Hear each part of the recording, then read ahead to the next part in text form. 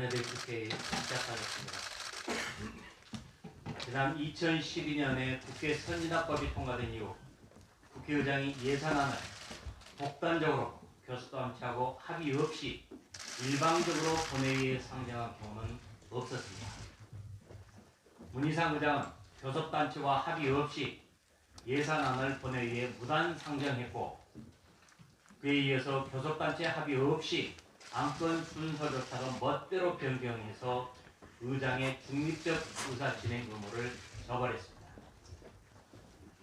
문 의장은 또 국회법에 명시되어 있는 예산안 수정안에 대한 우리 한국당의 제안 설명 및 토론 신청도 묵살하는 등 편파적 진행으로 본정사에 오점을 남겼습니다.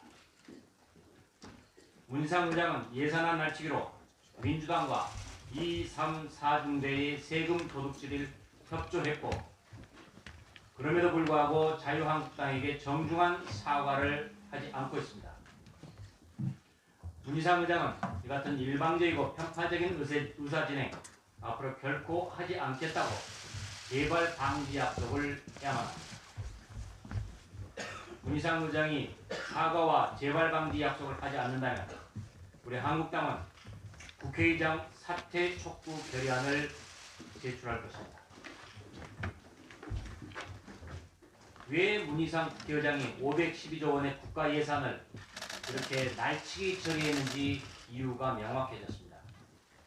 문 의장의 이 모든 불법 행위가 지역구의 아들을 세습 공천하기 위한 것이라는 게 일반적인 시각입니다.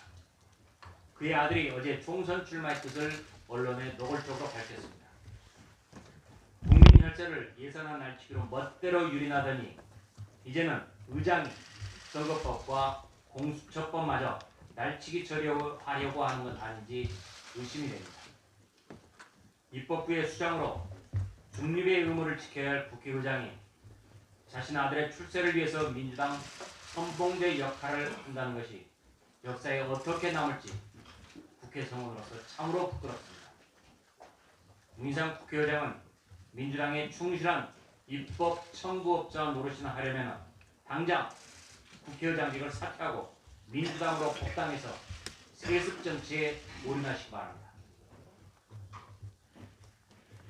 지난 10일 날 통과한 국회 본회의를 통과한 내년도 예산안도 역시 불법입니다. 예산안 예결특위에서 논의되도록 되어 있습니다. 그러나 범여권이라는 4+1 협의체는 아무 근거도 없는 불법 모임입니다. 여기에서 예산을 심사하고 논의한다는 것 자체가 원천 무효입니다. 더 기막힌 일은 이 같은 불법 범여권 협의체가 예산안을 모의하는 자리에서 국민 세금 2조 원이 넘게 추가됐다는 것입니다. 바로 소재부품 장비 경쟁력 강화 특별회계, 소부장 특별회계입니다. 그런데 이 소부장은 그 근거법이 민주당 이인영 원내대표가 발의한 법안인데 아직도 국회에 계류 중에 있습니다. 법적 근거도 없는 이 같은 불법 예산 통과는 소부장만이 아닙니다. 기초연금 지급 대상을 확대하자는 예산안도 법적 근거 없이 먼저 통과시킨 것입니다. 예산 부수법안보다 예산안을 먼저 처리한 것은 국회 예산심의 절차에서 심각한 문제성입니다. 세입을 얘기하지 않고 세출부터 말한다는 것, 명백한 잘못입니다. 그래서 자유한국당은 법적 근거도 없이 예산안을 먼저 처리한 비열한 국회 폭거에 관해서 헌법재판소에 권한쟁의 심판 제출을 검토하고 있습니다. 하나만 더 말씀드리겠습니다. 청와대와 민주당 정부가 지난해 문재인 대통령의 30년 지기 송철호 울산시장 당선을 위해서 선거 공작을 했다는 의혹이 거의 구체적으로 드러나고 있습니다. 송 시장 측근인 송병기 울산시 경제부시장의 집무실과 자택, 차량에서 압수된 다량의 물건에 따르면 지난해 울산시장 선거를 앞두고 청와대, 정부, 민주당이 당선을 위해 송 후보 측이 만든 주요 선거 전략을 전폭적으로 수용한 것으로 나타났습니다. 지난해 울산시장 선거를 앞두고 문건에는 송철호 후보 단독 공천, 현직 장관들의 울산 방문, 청와대와의 공약 협의 등 계획이 담긴 것으로 알려졌는데 이 계획들은 그대로 실현됐다는 것입니다. 송철호 후보 계획을 청와대, 정부 여당이 전면 실행에 옮겨 그를 당선시켰으며 이 과정에서 자유한국당 후보였던 김기현 당시 울산시장에 대한 경찰의 엉터리 집중 수사가 이루어졌던 것입니다. 문재인 대통령은 내 소망은 송철호 당선이라고 했는데 대통령의 그 꿈이 이런 식으로 실천된 것입니다. 문 대통령과 청와대가 이 같은 선거 공작에 대해서 국민에게 명백하게 설명해 줄 것을 요구합니다. 감사합니다.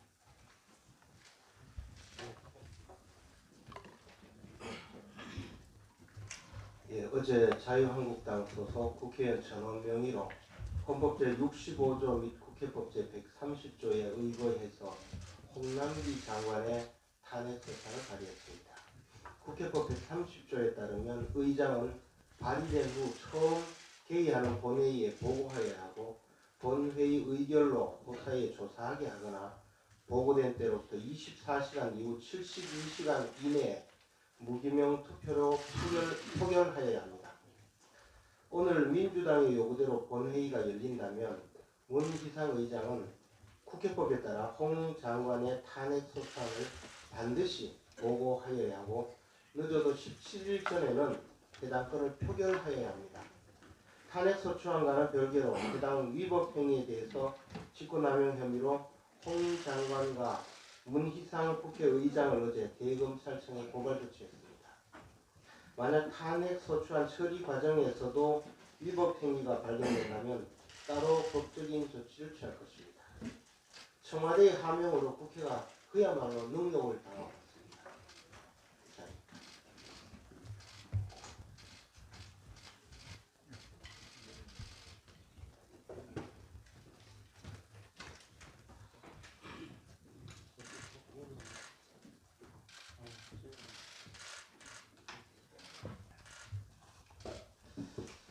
우리 자유한국당은 새로운 원내 지도부와 함께 정책정당, 수권정당으로 거듭나기 위해서 매주 1회, 2회 정도 자유한국당 정책 세신을 국내 언론인, 교수, 시민단체 등 오피니언 리더들에게 문자 메시지로 보내기로 했습니다.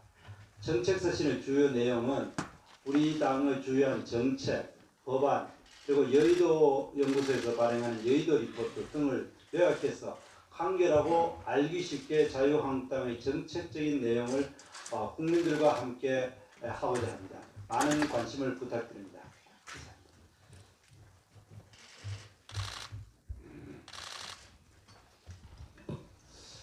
예, 제가 패스트트랙에 오른 선거법 개정안에 대해서도 한번 말씀드린 적이 있습니다만 그 패스트트랙에 오른 선거법도 국회에서 한 번이나 설명이나 토론이 없었고 또 국민들을 상대로 설명이나 토론도 없는 그야말로 누구도 모르는 선거법 내용이 지금 패스트트랙에 올라와 있습니다.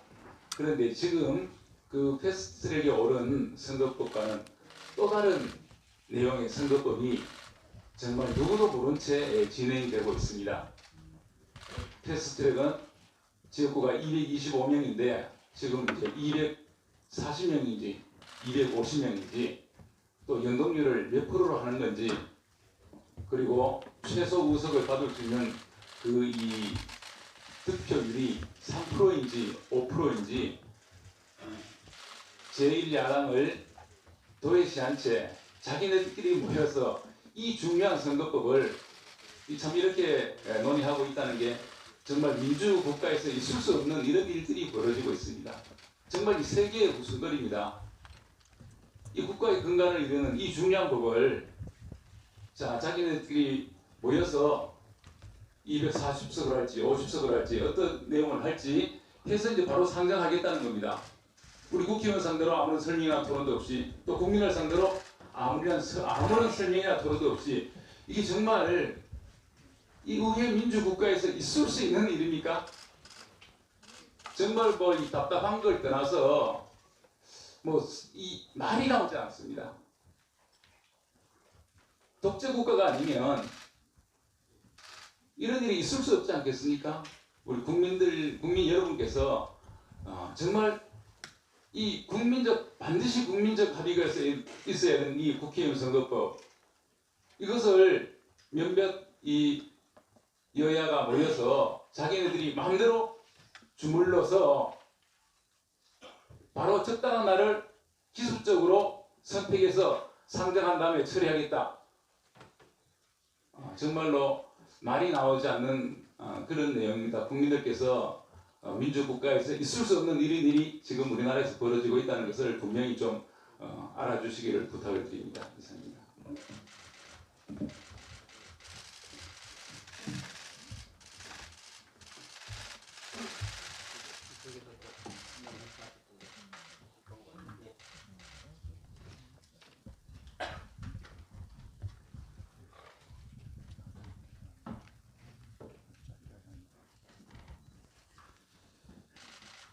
지금 북한은 단순히 핵 보유국 수준을 넘어서 핵 강대국의 길을 공명하게 가고 있습니다.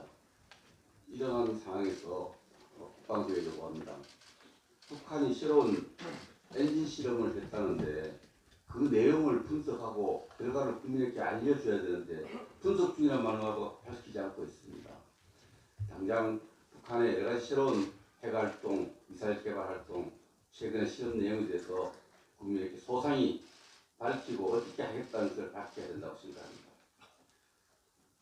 문재인 대통령은 즉각 NSC를 소집해서 북한이 핵 강대국으로 들어가는 것을 확인하고 거기에 따르는 정책도 입장도 밝혀야 된다고 생각합니다.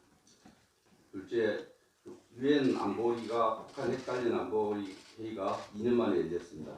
우리 유엔 대사가 참가했는데 아무 입장을 내놓고 있지 않습니다. 유엔 안보리가 새로운 북한 제재를 논의할 때 우리 정부도 당연히 앞장서서 입장을 밝히고 추가 제재에 앞장서야 된다고 생각합니다. 셋째, 그 비핵화를 전제로 해서 우리 정부의 대북 정책을 추진하고 있는 남북 군사 합의서 당장 폐기하는 절차에 들어가야 된다고 생각합니다. 또 비핵화를 전제로 해서 추진하고 있는 임기 내 전작권 전환 또 당장 재검토하고 정말 실질적으로 조건에 충족하는 그러한 전작권 전환 방침을 제대로 이행할까고 밝혀주기 바랍니다. 정말 이제 대북 정책 또 북한 비핵화 정책 실패한 것을 자인하고 참여하고 국민 앞에 석고 대제를 대통령하고 안보 참모들 즉각 정진해야 된다고 생각합니다. 국방부 청와대는 무조건 분석 중이군요. 지금도 분석 중이고 미사일이 우리나라를 넘어올 때도 계속 분석 중일 것 같습니다.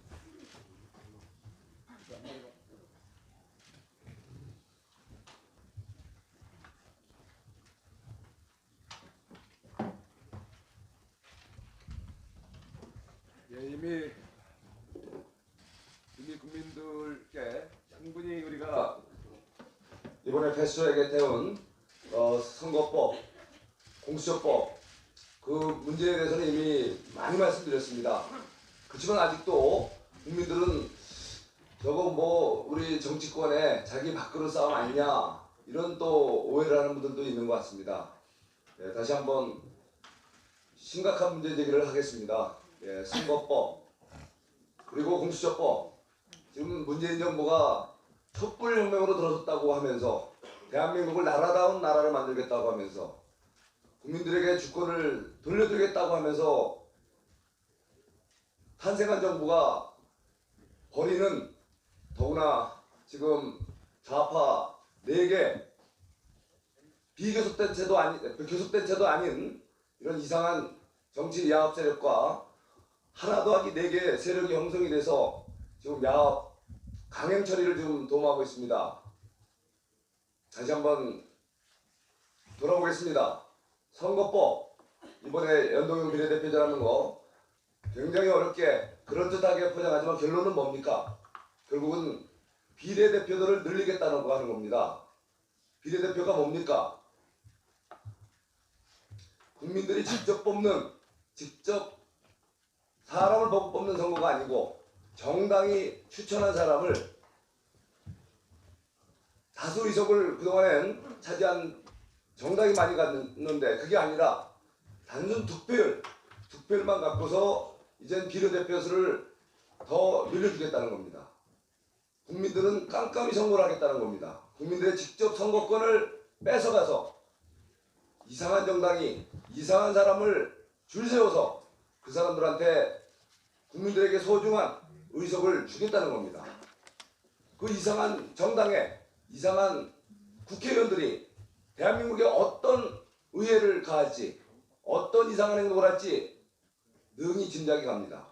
최근 우리 대한민국이 정말 이게 정상입니까? 북한 바로보기로 외교 참사, 안보 위기, 사회분열 실체겠습니다. 지금 북한의 실체가 여실히 드러나고 있지 않습니까? 바로 그 정복 세력에 의한 그 음해 공작이 드디어 이 연동형 비례대표제로 이상한 국회의원들의 탄생을 예고하고 있습니다. 공수처법 다시 보겠습니다. 공수처 뭡니까? 결국은 요즘 대통령 측근 조사 공수처 만들어서 다 가져가서 은폐하겠다는 거 아닙니까? 대통령 측근 비리, 의혹 모두 다 은폐하고 그것을 제도적으로 보장하기 위한 은폐처 아니겠습니까?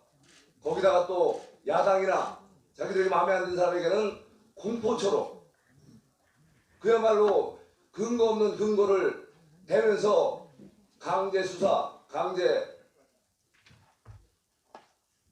기소로 결국은 정치를 유린하기 위한 이 나쁜 법들 당장 중단해 주십시오. 내 또하기 하나 야합 즉각 중단하기 바랍니다. 이상입니다. 예, 강효상 의원님.